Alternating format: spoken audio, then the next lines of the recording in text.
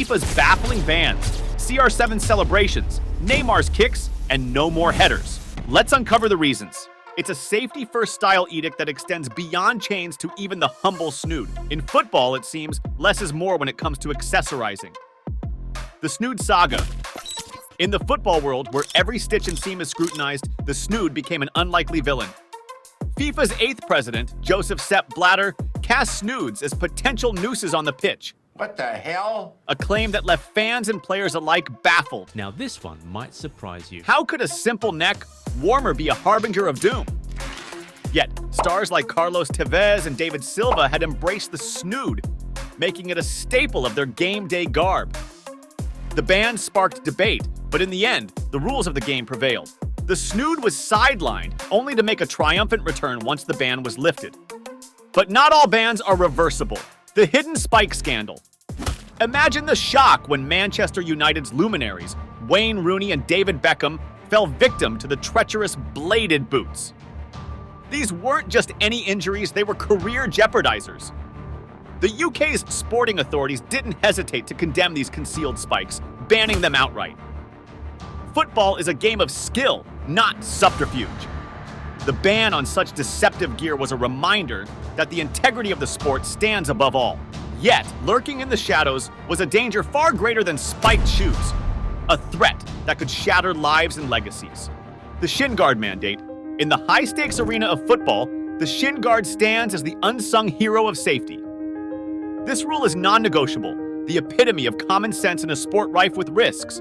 Cast your mind back to the bladed boot debacle at Manchester United. Sir Alex Ferguson, the mastermind of the pitch, was quick to act when these boots threatened his ace, Roy Keane. Despite Keane's legendary prowess, a vicious tackle benched him for months. The culprit? Marks of bladed boots etched on his shins? A chilling sight that spurred an immediate ban on such dangerous gear at the club. Imagine, just for a second, the horror had Keane's shins been bare. This rule isn't just a guideline, it's a shield against the unthinkable. No heading ball. A few years back, the Scottish Premier League, SPL, introduced a controversial ban that left many scratching their heads. Research by Glasgow University revealed that former footballers faced a 3.5 times higher risk of brain disease. What? In response, the Scottish Football Association, SFA, prohibited professional players from heading balls the day before and after matches. But that's not all.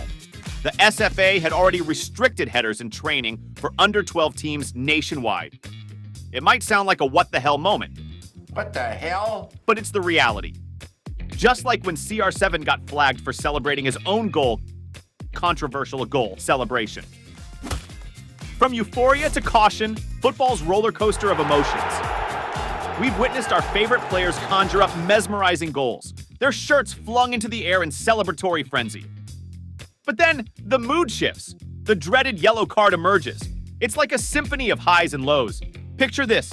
Manchester United versus Villarreal, a match etched in memory. The clock ticks down, tension thick as fog. And there he is, Cristiano Ronaldo, poised for magic. The ball kisses the net, the stadium erupts, and CR7 sheds his shirt. But wait, the referee brandishes yellow. A paradox. Exhilaration meets caution. Why this paradox? Player identification. Referees rely on numbers and names to keep order. A shirtless player? A puzzle. Especially in international clashes where faces blur across borders. But there's more. A whisper in the wind. Sponsors crave visibility. Their logos yearn for screens, and jerseys are prime real estate. They pay fortunes to flaunt their brands. Shirt removal? A marketing gamble. So yes, those some people have a point. And now, my turn. The next football ban awaits. Ban for fans. As the 2022 World Cup loomed, football enthusiasts worldwide brimmed with anticipation. Qatar, the host nation, prepared to welcome fans from every corner of the globe. But here's the twist. Qatar's stringent alcohol policy left fans parched. Imagine their shock when they discovered their beloved beverages were off limits. The political and religious reasons behind this move remain a puzzle, much like the next ban on the horizon. Neymar's Fortnite boots. Enter Neymar, the gaming aficionado with his own Twitch channel. In a Fortnite frenzy, he ditched his trusty Puma Z boots for custom-made Fortnite kicks. Alas, these flashy boots violated the new rules. The ban. No boots with political, religious, or brand-related messages. Neymar's boots, while cool, didn't spark a kangaroo crisis, but they did raise eyebrows. Beckham's bold stand. Under my name, he embraced synthetic alternatives, setting a new standard in ethical sportsmanship, a move that Paul Mullen would later reflect upon. Mullen's misstep. Wrexham AFC's star, Paul Mullen, became the talk of the town. Not for his on-field prowess, but for his boots' bold statement and a raucous McDonald's chant. In October 2022, Mullen's boots bore a slogan that took a jab at the Conservative Party. The club, however, wasn't amused. Wrexham AFC swiftly reprimanded Mullen, banning his politically charged boots. The edited image of the boots circulated sans slogan, accompanied by a stern club statement. While respecting personal views, the club insisted that such distractions had no place on the pitch. The message was clear. Keep politics out of football or face the consequences. A lesson in focus, both for players and management, lest they find themselves sidelined. Cameroon's couture clash. The 2002 World Cup was a fashion runway of national pride until Cameroon strutted in with a kit that had FIFA's eyebrows and tempers rising. Their avant-garde ensemble, a bold deviation from traditional jerseys, had FIFA's fashion police in a frenzy.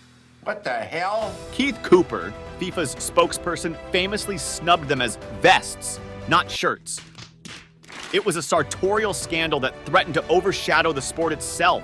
But wait, there's a twist even more contentious than this fashion faux pas: the jewelry jolt. In a world where bling meets the beautiful game, who would have thought that jewelry could cause such a stir? The World Cup clash between France and Poland came to an unexpected halt, not for a foul, but for fashion. Defender Jules Kounda's neckpiece became the center of attention, leading to a pause in play and a lesson for fans worldwide. No jewelry on the pitch. Join our journey and be part of our family. Hit that subscribe button and like our videos to share the love and keep the adventure alive.